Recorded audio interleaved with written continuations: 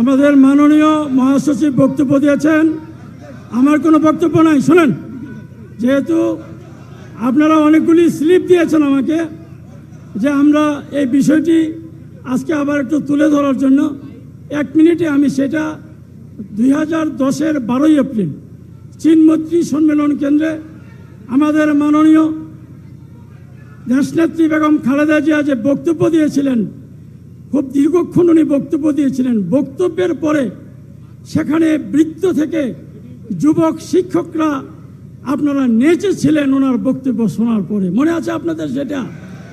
তাই যাই হোক, সেই বক্তব্যের একটি অংশে 2টি লাইন আমি একটু পুনরাবৃত্তি করছি, আপনাদের সামনে পড়ে শোনাচ্ছি, আমাদের লিডারও সেটা শুনবে।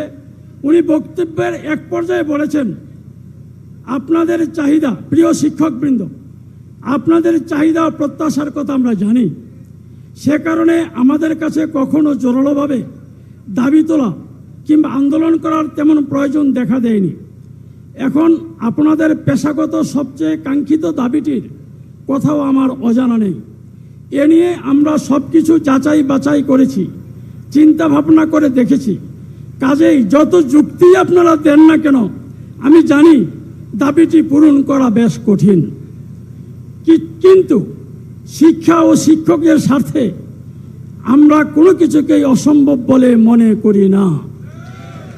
একটু কঠিন ও কষ্টকর হলেও আমরা আপনাদের অভাব অনটন দূর করতে চাই, আপনাদের মলিন মুখে হাসি ফুটাতে চাই।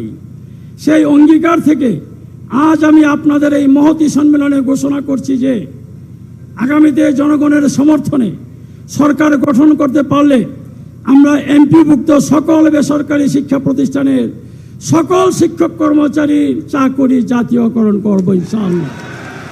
শুধু তাই নয়, আপনাদের কল্যাণে আরো বড় এবং যুগান্তকারী আরো পরিকল্পনা আমরা নিয়ে রেখেছি। আজ নয়, সুযোগ পেলে আগামীতে শিক্ষকদের আরো বড় কোনো সমাবেশে সে ব্যাপারে আমরা কথা বলবো।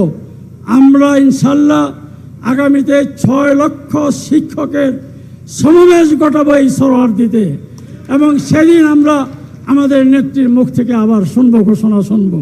সুতরাং আপনারা আজকে এখানে উপস্থিত হয়েছেন, দূর দূরান্তর থেকে এসেছেন, আপনাদেরকে ধন্যবাদ জানাচ্ছি। সকাল থেকে এখানে আপনারা আমাদের অনুষ্ঠানটা যদিও 2:30টায় এটা আমরা আরম্ভ করেছি, মানে আনুষ্ঠানিকভাবে, কিন্তু অনুষ্ঠানটি আরম্ভ হয়েছে 11টায়।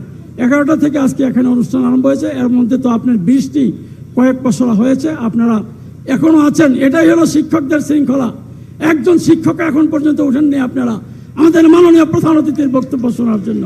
সেই জন্য আপনাদেরকে আবারও ধন্যবাদ জানিয়ে এবং আমাদেরকে আজকের অনুষ্ঠানে প্রধান অতিথি হিসেবে উপস্থিত থাকার জন্য আমাদের মাননীয় নেতা জনাব তারেক রহমান আমাদের কৃতজ্ঞতা পাশে আবদ্ধ করেছেন। আমরা চিরঋণী হয়ে রইলাম ওনার কাছে। সকলকে ধন্যবাদ।